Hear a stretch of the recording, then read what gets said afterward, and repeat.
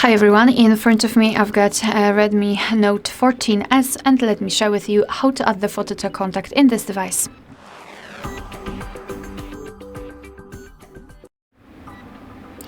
So let's start with opening your contact list, for example with the usage of the dialer. Just tap on it and then tap on contact.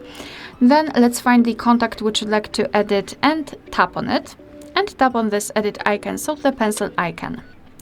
Now tap on add picture, and here we've got some options from which you can choose the photo from. So device photos, which is divided into two different options. We've got our own gallery and the camera, so we can immediately open the camera app, or Google Photos, where we've got our backed up photos. So let me quickly grab a photo or just take a photo of something, for example here, just for the example. All right, we've got it. So then tap on this tick icon. And now in this step, we can change the position of the photo. We can zoom it in or out. And thanks to this, we can decide what we will see after saving the whole contact, because this highlighted circle is responsible for it.